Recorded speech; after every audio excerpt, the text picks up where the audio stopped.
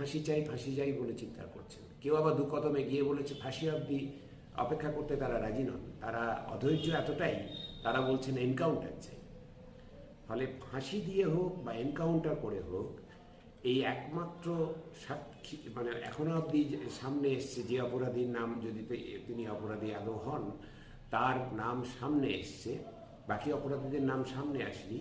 ফলে যার নাম সামনে এসছে তাকে নিকেশ করে ফেলো, তাকেও লোপাট করে ফেলো, তাহলে তথ্য প্রমাণ লোপাট হয়েছে, সাক্ষীও লোপাট হবে। তাহলে আর কোনোদিনও কেউ প্রকৃত সত্যটা জানতে পারবে না, প্রকৃত অপরাধীরা চিরকাল পর্দার আড়ালেই থেকে যাবে। এইরকম একটা চিন্তা ভাবনা নিয়েই তারা ফাঁসি চেয়েছেন।